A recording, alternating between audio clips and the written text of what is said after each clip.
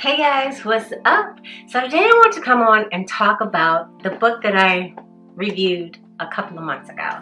So it's the 12-week year. Since we're in our second quarter, I want to review what I learned in the first quarter. It's a lot of things that I learned about myself and about implementing the book, which has just been phenomenal, honestly, in helping me with my day-to-day goals and plans. I have achieved far more using this system than I would if I hadn't been using it.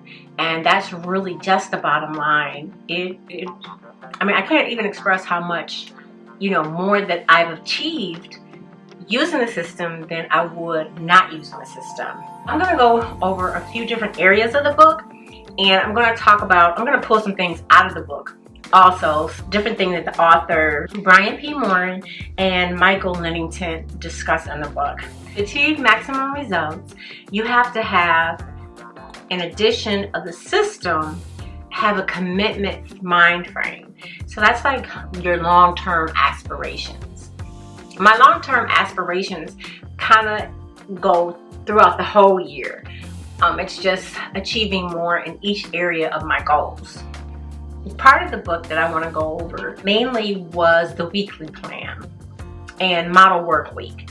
So in the weekly plan, it is crucial on keeping you on track. It also aids in organization and focusing on your week. I know that there were times that I didn't have a weekly plan. I started implementing parts of the book at the end of last year, and I didn't have a weekly plan. So it was kind of all over the place.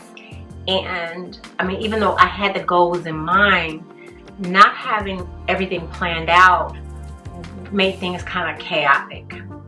So measuring results and having accountability, it enforces goals. And this phase has been the most helpful because in the book, they talk about how most of us think of accountability as being something that is negative. And even though it's not supposed to be negative, it makes us feel some kind of way because, we didn't work out the 3 times a week that we were supposed to. And then, we go over it, then we feel some kind of way about it. But the accountability that they're talking about is just really keeping you on track and then figuring out what you can do to be more accountable for the next week. So it's not a negative at all. And that was one of the things that I was most afraid of, was doing the accountability. I'm like, I don't know if I want to do the accountability part of it, but I mean, it's very helpful and it's needed to move forward in your goals. A little phrase that they say is, accountability is not consequences, but it's ownership. It encompasses your strategies and priorities, your long-term and short-term tasks, and your commitments in the context of time.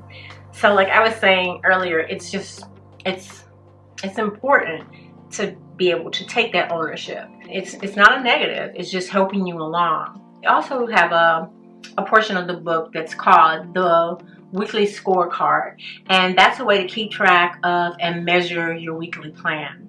So that's what I was mentioning a little bit of early, of when I tried the system last year. I haven't everything quite in line of actually doing it, but just kind of doing like a little light test run.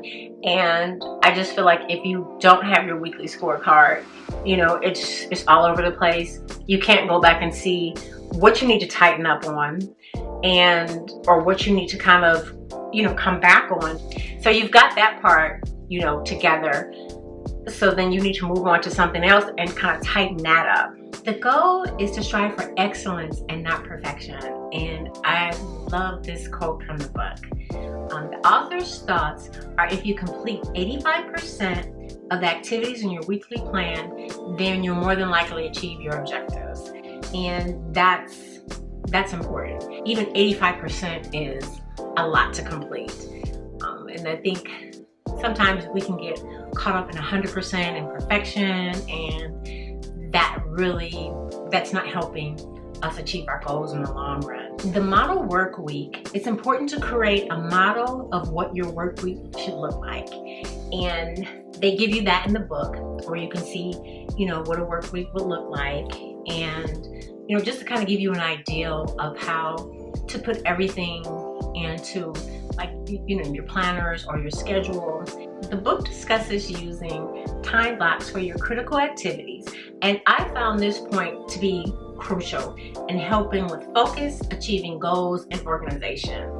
Because if I don't time block, again, then everything is just kind of up in the air, and it can be like really chaotic not to have an actual plan of what my day and my week should look like. For me, if I don't use time blocking, then I'm just kind of all over the place, and I feel like nothing truly gets done, or I do many things but they're not being tracked. So it kind of feels like, you know, I really didn't do anything, even though I really did. But I like to be able to just go back and look at it, and then that way I feel more accomplished.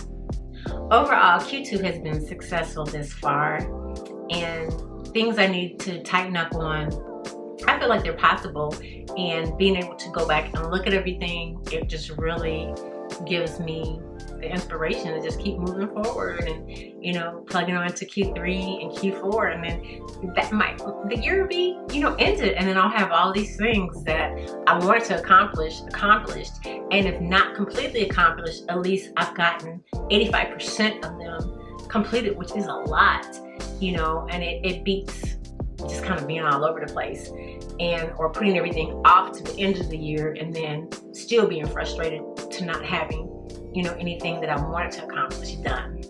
So guys, subscribe to see more beauty, hair, and lifestyle content every Tuesday, Thursday, and Saturday. Don't forget to give me a thumbs up and comment below if you've tried the 12-week year. Stay healthy and happy, and remember to keep pursuing your goals, plans, and dreams. You got this. Bye guys.